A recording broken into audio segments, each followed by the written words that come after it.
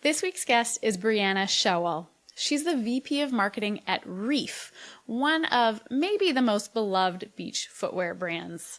She spent 2 years as VP Marketing at Prana, and before that, nearly 20 years at Nike, where she moved through the ranks, working as a product line manager, a global brand director for innovation, and then for Nike Kids, and she finished her time there as VP of Marketing for Nike Swim. It wouldn't be exaggerating to say she's had an impressive career, which has included big moments like launching Nike's TikTok channel and bringing Nike Kids to YouTube. But when we talked about what she's most proud of in her career, she kept coming back to the teams she's built. And honestly, if you look at the first 18 episodes of My Best Campaign, every single one of my guests points to the collaborators who made the work possible. One foundational secret to every landmark campaign seems to be hiring incredible talent. So that's what we explored in this episode. What makes a strong marketing leader? What is the first hire every CMO should make when they're building their team? At what point do you need to switch from hiring generalists to specialists? And what skills are most important at a smaller brand versus a big matrix organization? She answers all of these questions, and she takes us right back to the beginning. It all started with her time as a competitive swimmer and finding her way into a sort of elite entry point at Nike as something called an EKIN. You really had the dream first job of many folks coming into our industry. So tell me the backstory. How did you get your break into marketing? Oh, thanks, Amanda. It's so good to be here. And it's true. I can't even believe it when I think back on it. Like, how did I get that as my first job as a child? But yeah, it all started at the pool. I was at Nationals one year and I found the Nike swim rep at the meet. And I was like, I want your job. I want to do what you do. And he's like, yeah, you can't have my job, but I'll introduce you to a few folks over there.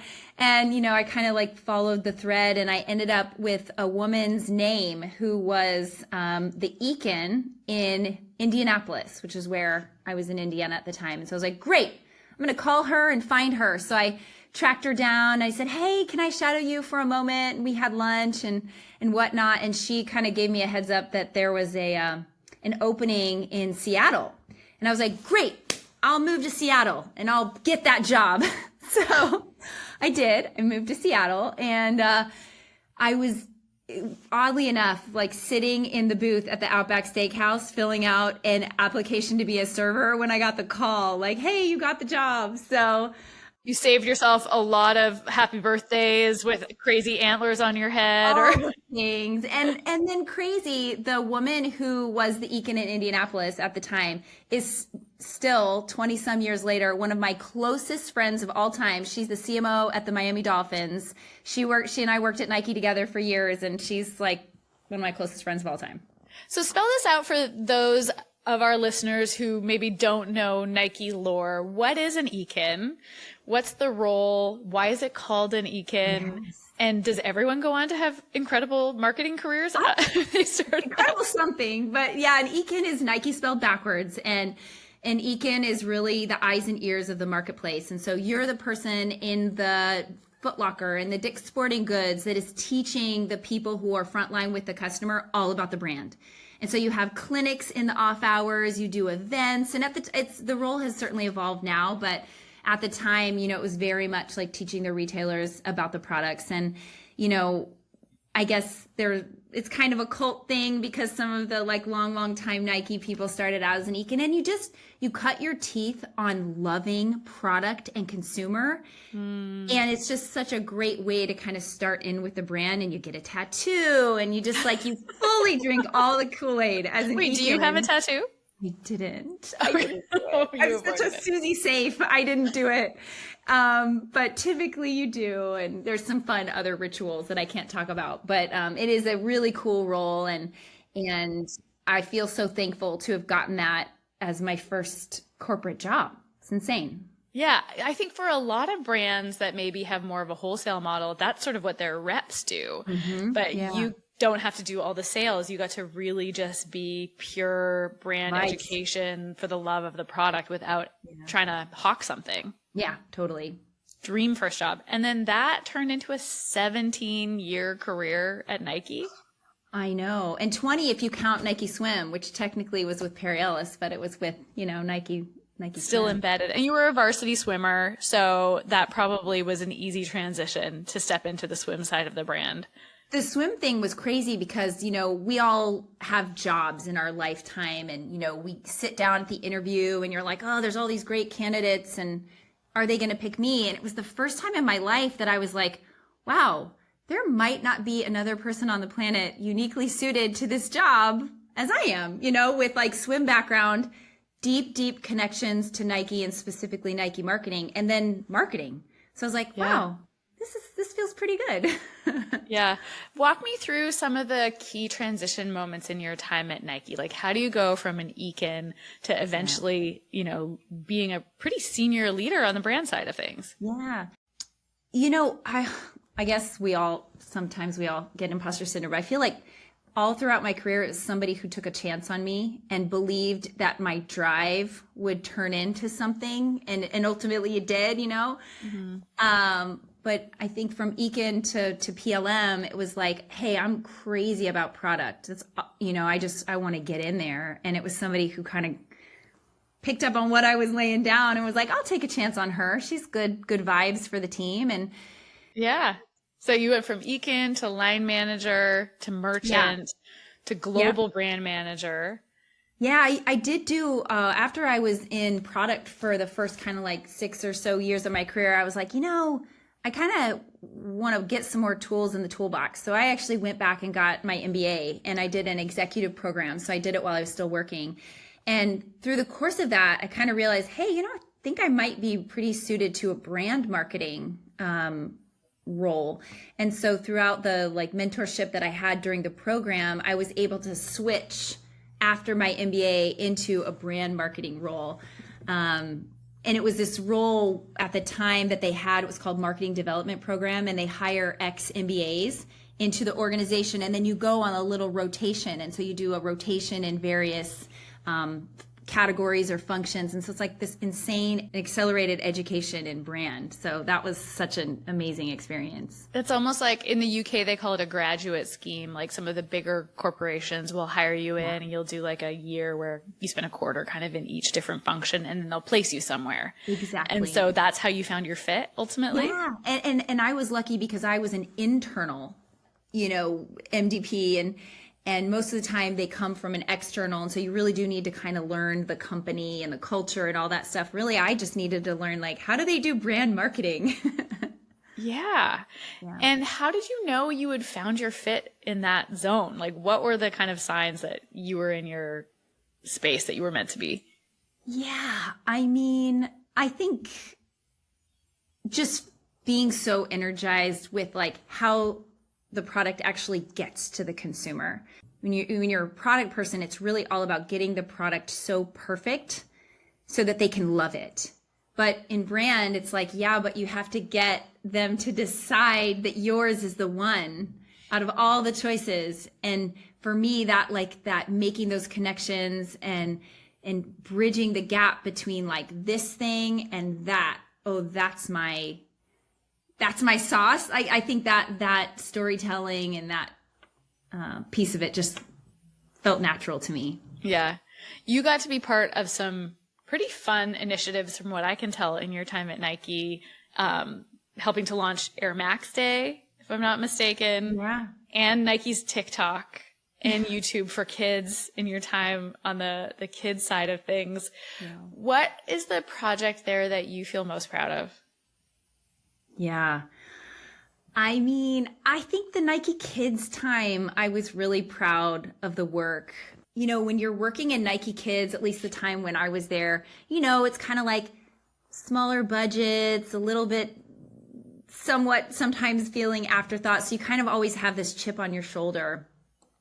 But at the end of the day, you're going to work and your job is to ensure more kids do sports. So I'm yes, please. Sign me up for that. Really good about that. I can come to work all day and do that, even if it's we don't get the budgets and attention that we need.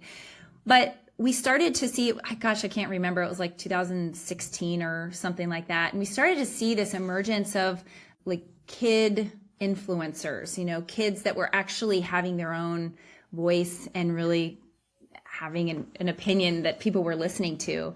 And at the time in Nike Kids, we used to say, put the kid in the center of the conversation that the parent overhears. So, you know, you have two consumers you're marketing to, because you got to get the mom and the kid on board when you're in Nike Kids. And what we were seeing was like these kids were able to kind of sway parents and kids to get them to kind of do whatever it was.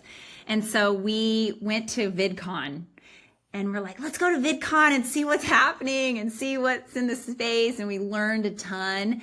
And at the time, like this is a long time ago, it was called Musical.ly. I don't know if you knew, TikTok used to be called Musical.ly. No. TikTok, yeah. And so we're like, yeah, there's this platform called Musical.ly and it's crazy and it's all about music and people are using it. And so we started kind of figuring out that that's a platform that we thought was playful and fun and appropriate for kids. And so, you know, long story short, but we tested it and we ended up having that be the first, you know, TikTok that Nike did. And, you know, YouTube had been a place where Nike was playing already, but we're like, hey, this is a viable place for kids. And so we developed a content series called Playlist, where it was all about getting athletes and kids together and kind of just talking about the gamification of like sport, like, hey, sport is a competition. It's all these things, but it's also playful and fun. And so the whole content series was all around that playfulness between kids and athletes. And it was just super fun. And it's still going. It's like 18 seasons long now or something. They've got so many seasons now of Playlist. That's a legacy. Yeah. So you took all of your 20 some years of knowledge from your time at Nike, and then you brought it into a really senior role at Prana and now at Reef. So you've gone from this kind of behemoth to these much smaller, maybe more agile brands. When you look back, what are the skills that you think are most valuable at a huge brand like Nike versus something the size of Prana or Reef? Yeah. I mean, I think at a large organization like Nike, you learn how to work in a matrix. And that's like a whole education in itself, to be able to say like, this boss is telling me to go this way that I report to. And then this boss that I dotted line report to is telling me to go that way. So how do I navigate here? And so learning how to work in a matrix is huge learning. The other thing that you get is this incredible, like just learning by osmosis. You know, you have 40 people that do your same job, but in different categories, right? Like you have the brand manager for running, you know, soccer, all those things. And so when you see them present or you see them put together a plan, you're like, oh, yeah, that's a really interesting way of doing that. And you are picking that up every time. You're seeing how people are presenting, how people are putting together plans, and you just learn. And so that is something that I think you can only get at a big brand. Then when you get to a smaller brand, the impact that you have is just, it's really insane. You know, you don't have 20 people as like a net in case you can't do something. It's like the buck stops here. And you really have to learn how to kind of read the room and go, okay, what level do I need to operate right now? Do I need to push up my sleeves and get in and help? Or are we setting a vision? And so being able to really understand the scenario at a small brand, you have to adapt in that way. Yeah. You know, I've never worked at a brand the size of Nike, but the first time I worked in-house at a brand, I think there was about 400 of us working there. Yeah. And I remember we had a 60-person brand and ecom team. I remember it was a skill just knowing who to talk to and how to get shit done. Like you really learn how to move things. And then when you're on the smaller side of things, the level of accountability and visibility is so much higher. So it's flexing both of those muscles of like knowing how to work a group of people to accomplish things versus knowing how to just take full responsibility and make it happen yourself. Totally. And the other thing is that, you know, when you have a larger organization, naturally your focus gets narrow because you have a specific role to play in the bigger picture. And, as a brand director at Nike, you have you're at the center of the wheel, but then you have extraordinarily talented functional experts as the spokes. So you're like, hey, yeah, PR person, you got it? Cool, we're good. You're not like necessarily unwinding the plan and asking like these detailed questions, or, hey, digital marketing person, you sure you got that? It's this level of trust that the functional experts are no better than you. Then when you get to a smaller brand, sometimes you just don't have that depth of functional expertise. And so you're like, you actually have to know a lot more than maybe I knew at Nike. Like, oh, I need to get under the hood of this. I need to really understand this at a deeper level. And so it's, even if you're higher up in call it your title or whatnot, you're having to go backwards a little bit and really learn the depth of some of these functions, which to me has been really fun. Yeah, I guess you can really be a specialist at a large organization. Yeah. Which is kind of a gift and a privilege. Yeah. It's good to be able to go that deep, but also it's good to know broadly how to do a bit of everything. Mm-hmm. Is it really hard to pivot or to change direction when there's that many players and that many people? Like, if the plan needs to change at an organization like Nike, is it that much harder than it would be at an organization like Reef? Truly. Yeah, absolutely. 100%. There's been so many things. We spend like 3 weeks just talking about changing it. And then the actual changing of it takes another 5 weeks, where at a smaller organization, you like look around the table, we're like, we good? Cool. And then tomorrow it's changed. I bet. Yeah. So the last time we talked, you said something to me that I thought was interesting about the makeup of a really strong marketing leader. And we're talking about teams today because teams are the foundation of what makes a great campaign. But you said something about it being the combination of having a strong vision and a point of view, but also being able to run with it. And, to the earlier point about the being a specialist versus a generalist, we often find people that have a lot of opinions, or maybe a creative visionary, or you meet someone that's just a doer. It's rare to find the in-between. As a leader, like, what do you need to lean into more heavily, or what's the right balance?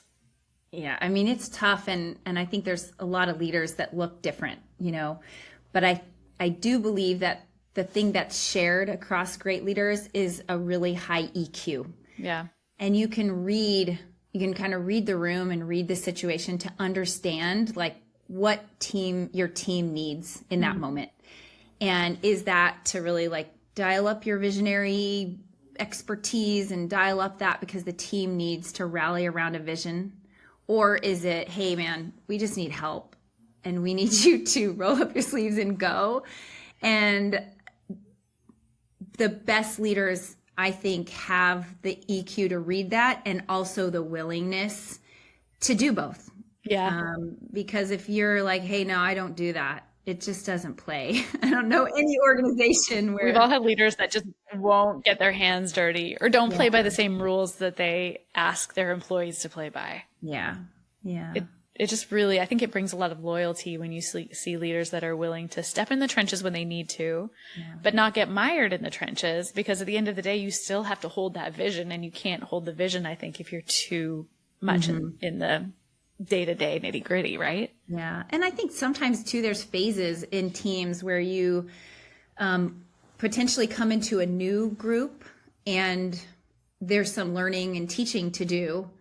You have to kind of get into those details for a time period and express this is the new expectations, this is the new way we need to work, and then be able to dip back up and be like, okay, now it's time to fly. Yeah. I mean, you're pretty new in your role at Reef. What stage are you in right now? Are you still looking below the hood? Yeah, we are. Reef is such an amazing brand, and I'm so excited to be here. And we're in this really exciting time period where we're building and putting in some new pipes, some new and improved pipes that is going to really get us to the next level and transform us into a little bit more of a modern marketing machine. And it just takes some time. Like, hey, this is a new way we're thinking. These are new processes we're putting in place, and it's a forming time for sure. Mm-hmm. So you've spent it seems crazy looking at you to say this, but you've spent more than 2 decades in the industry. I have. And you've been involved in a ton of campaigns, especially in your time at Nike, which we've mentioned. But when we were talking about what you're most proud of as you look back on your career, the thing that you kept coming back to was the teams that you've built. And we all know that people matter. We need creative people. We need curious people. We need people that are bought into the brand, but can also think beyond what the brand has always done. What do you think are the essential functions of a really great brand or marketing team? Yeah. Oh my gosh.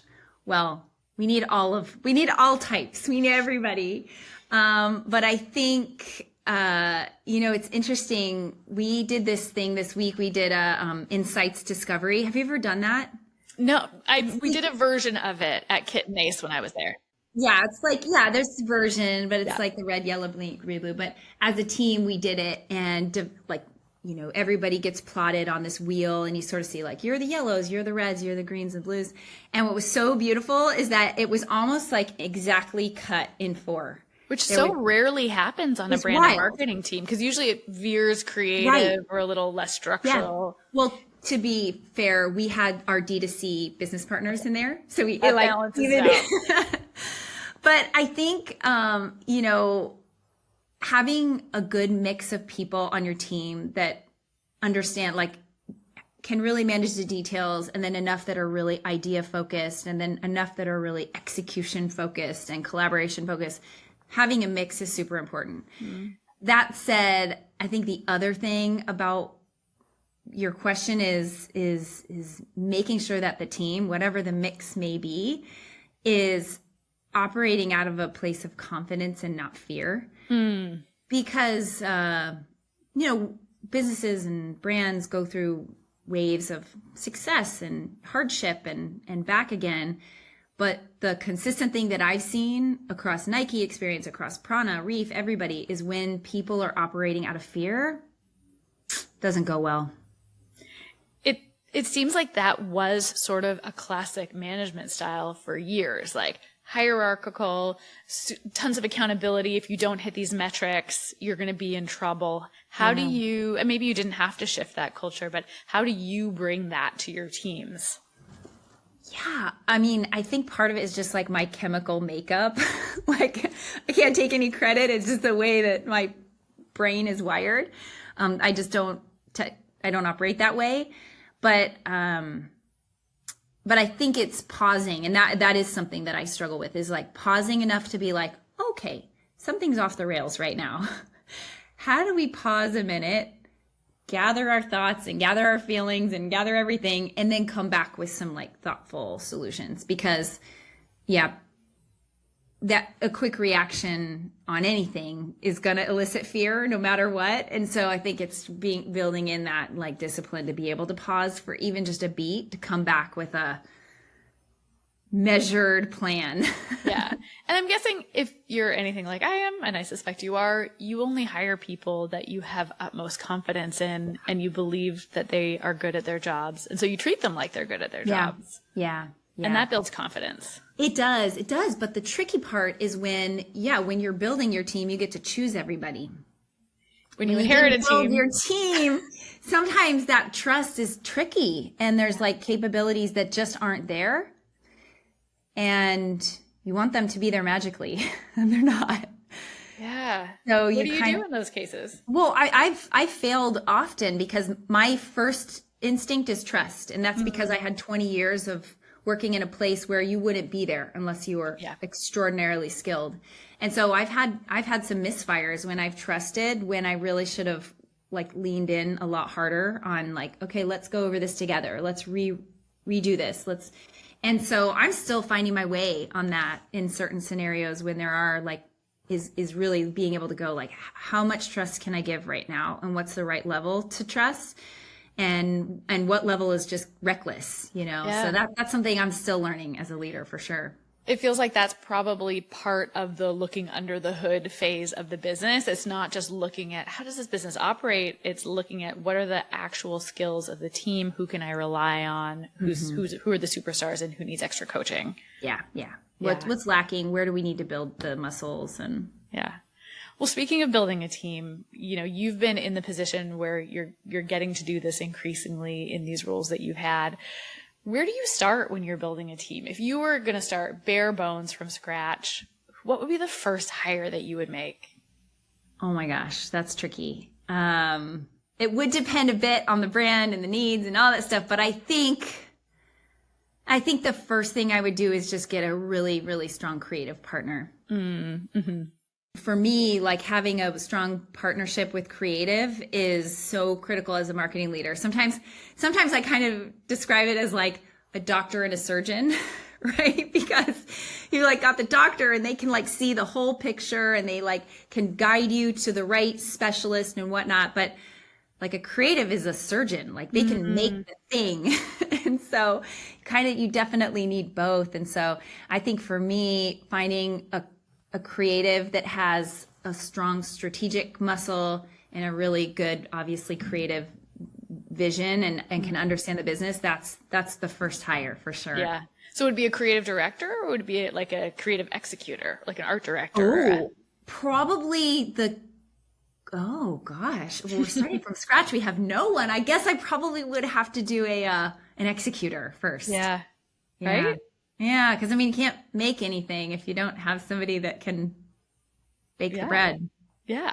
And most brands do start out with a lot of really tactical generalists. You kind of need one or two people that can do a little bit of everything. Mm-hmm. At what point does that generalist team stop making sense? You've seen all different scales, and kind of what's the next move from there as you build a team? And can you transition a generalist into a specialist role as the team grows? Yeah. I mean, when do you need to go from generalists to tacticians? That's like, depends, I think, on every business as it grows. There's probably like this critical mass that hits and then you're like, now we need...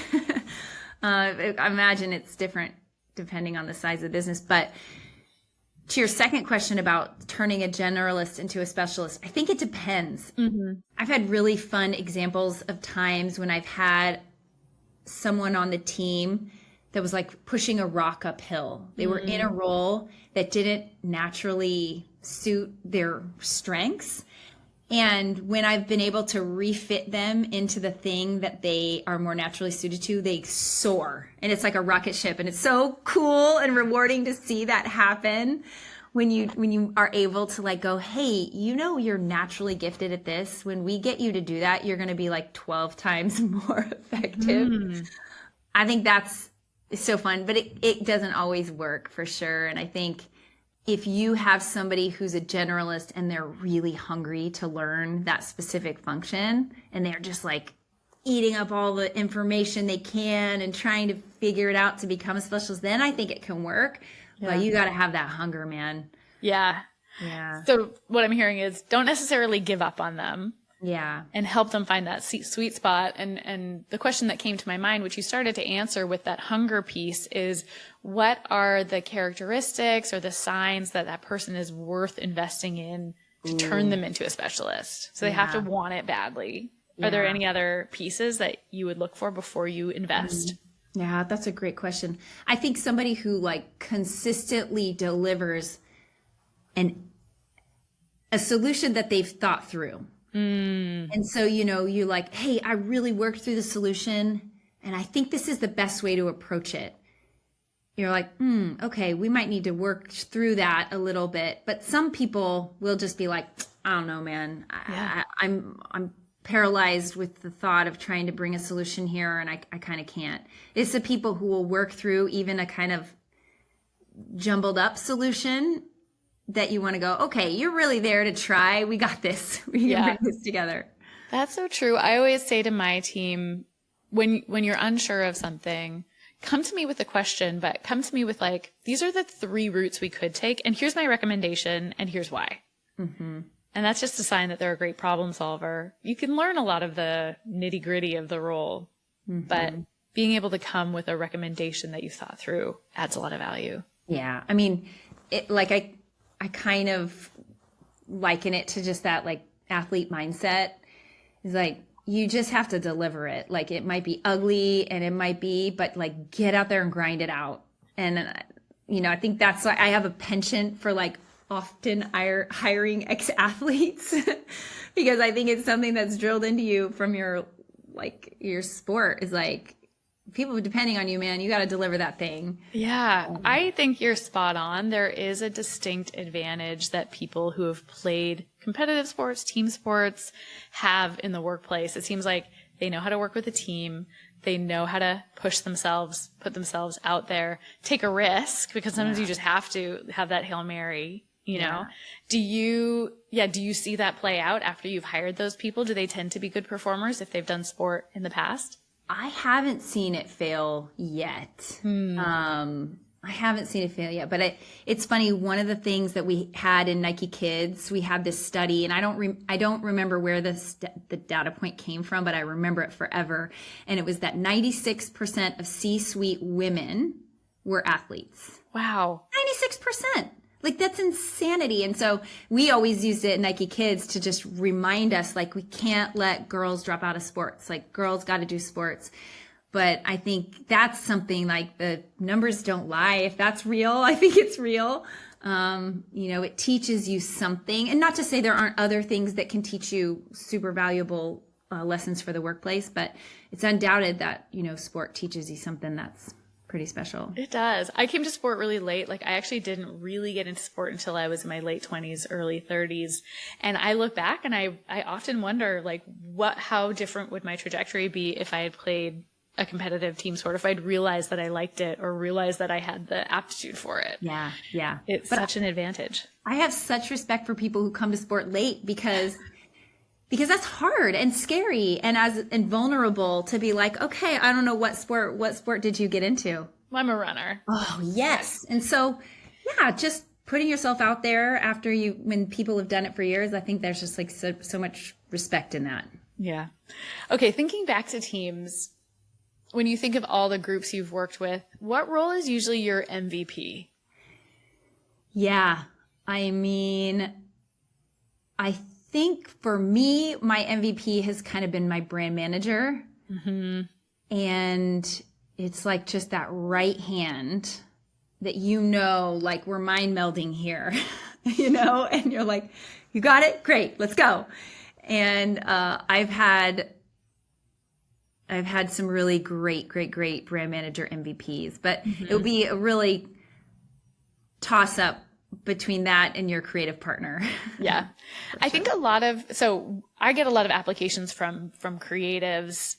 I know brand manager is kind of probably one of the most common jobs actually at a brand like Nike, but I don't know if people know what path to take to get to that role. What are the routes that you see people taking in order to get into those roles? Yeah. And it's changed so much, even just in the past 10 years with digital marketing. I think traditionally, like back when I was a brand manager, I think people came from advertising or even events type jobs and PR, kind of like the brand functions. Yeah. And, but now it's crazy with digital marketing being so evolved. The people are learning it, in college and then coming out of college in these like pretty interesting digital marketing roles. I think there was truly a shift, and I don't even remember what year it was, like, I don't know, 18 or 16 or something, where in Nike, it was kind of like, okay, we've got this like digital thing over here, and then we have this marketing thing over here, and we need those people to understand digital, and we need those people to understand marketing, and we need to like have this thing.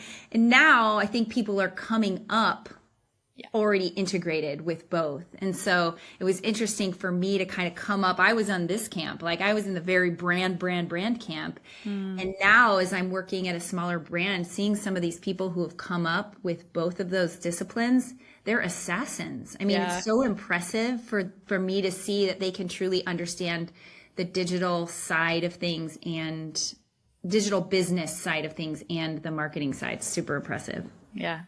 Well, let's talk about this role at Reef. What drew you to this role, and what's keeping you most excited in it? Like, what is the potential you see for the brand? Yeah. Oh my gosh. What drew me to the role, it kind of wildly fell into my lap, fell into my orbit, because it is a local brand to where I live. And I had always known about the brand, but I didn't really know what was under the hood. And so when it kind of came about, I was like, oh yeah, I kind of want to find out more. And then once I got under, met the leadership team, found out what they were about, I was like, there's no other place for me right now. And so, what got me excited and what gets me excited still is there's incredibly, incredibly intelligent people at the helm of this company that have led brands with lots more zeros at the end than we have currently.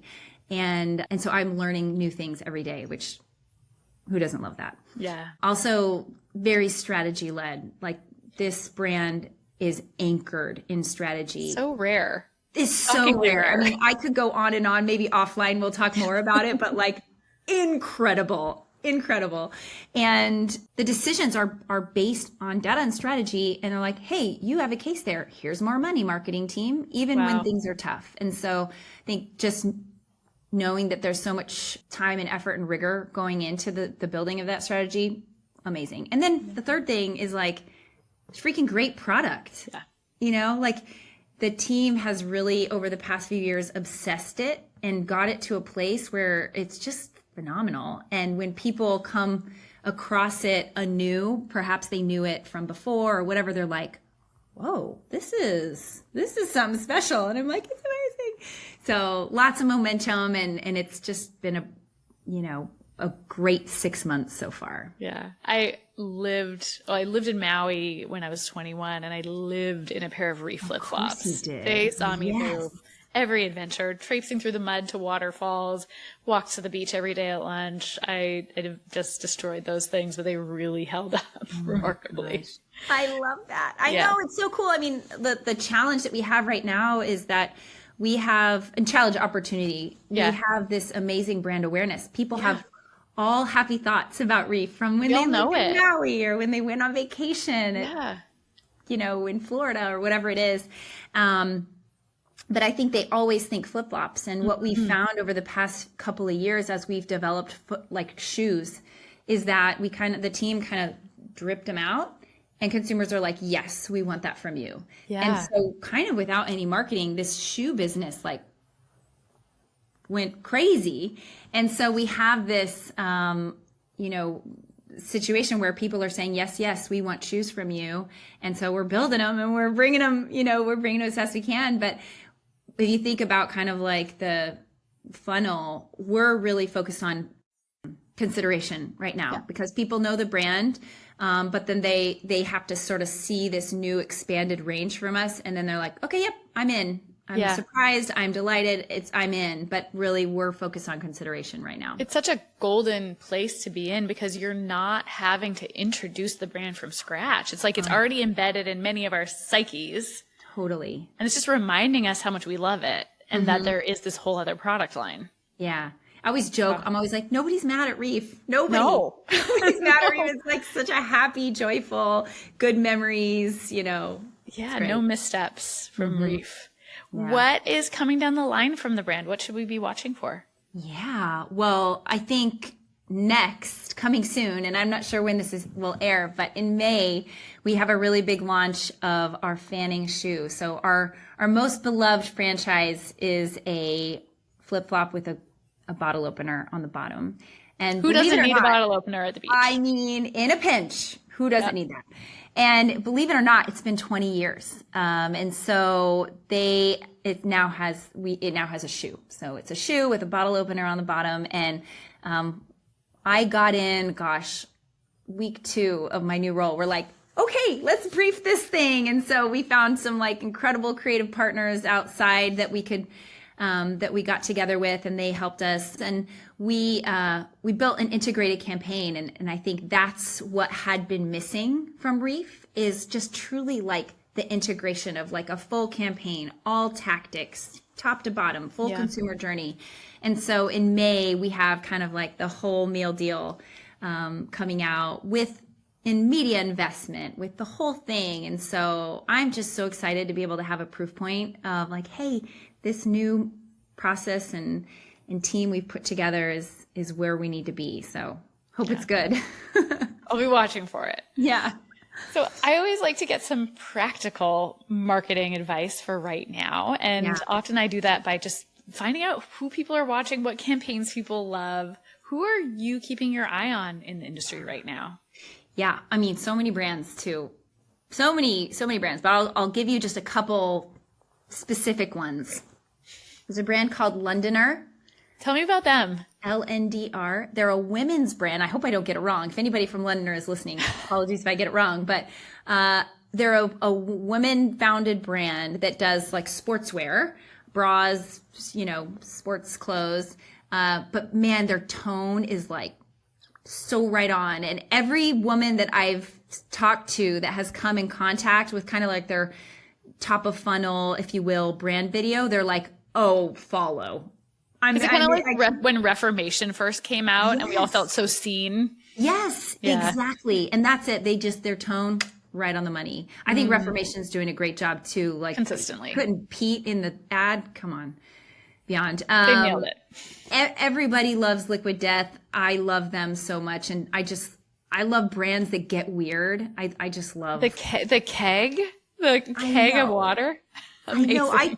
I just saw the killing the clowns thing.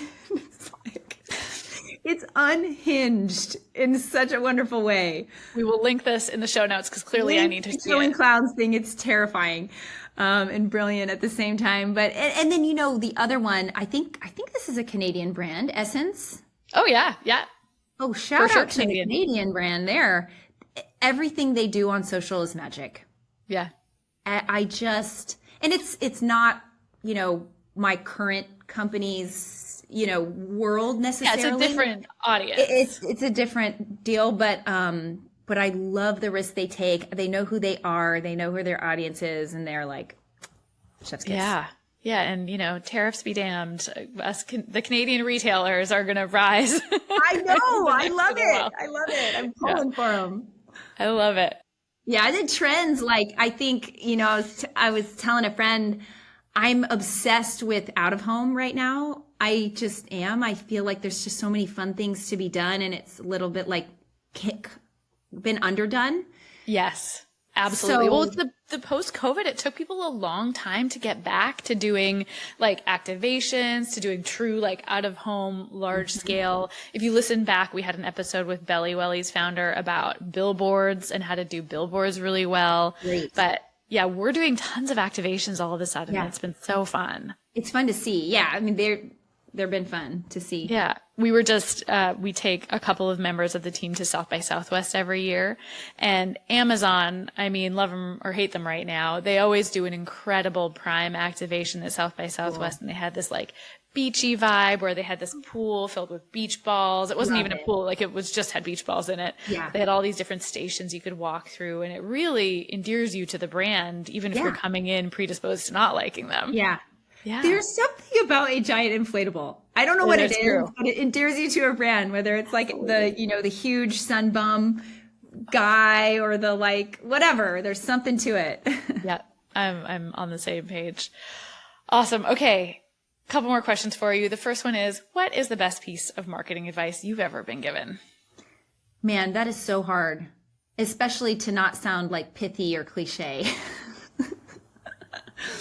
But I think it's this saying that's don't kill the patient during surgery. It's a little weird, but we often as marketing leaders come into brands, we want to put our stamp on it, or we're asked to put our stamp on it. We're asked to come in and, hey, fix this, or help us, take us somewhere new. And the reality is you have consumers that love you the way you are, potentially. And when you take a big swing, you got to recognize that you can't alienate the people that you have. Yeah. When you take that big swing. And I've had certainly lessons of too far, too fast, and, not hitting the mark. But Yeah, those consumers, they like you how you are, and maybe you need to bring them along, and maybe they'll come along or they won't. But if you do it too fast, you could lose them in one fell swoop. And so that's always, for some reason, that phrase did it for me in my brain. You really have to know, I guess, to come back to the surgery analogy, like the heart of the brand, and not change that DNA. Mm-hmm. Yeah. Even while you're shaking things up a little bit, it has to feel true to that DNA, right? Yeah, and sometimes it's gone so far from the heart that you're like, hey, I'm just bringing us back to the heart. But even a shift back to the heart too quickly can be, like, hey, we all got to pay our bills. And if you don't have consumers like day in and day out, like your change is a 6 month to a year process, and like you still need those consumers today, tomorrow, and the next day. So yeah, that's always kind of like, that's a watch out for me in anything I do. Great advice. All right, last one. What's the best place for people to follow along with your journey online? Oh yeah, well, I'm not great at LinkedIn. I'm always trying to be better. Definitely, if you want to get a job, I'm always posting jobs on LinkedIn, but probably on LinkedIn. And Reef, like, definitely follow Reef Social. We try and keep it light, keep it lively, partner with great people, highlight our ambassadors. So yeah, good things to come for sure. Well, we'll be watching. Thanks, Brianna. I always love our talks. I appreciate it. Good times.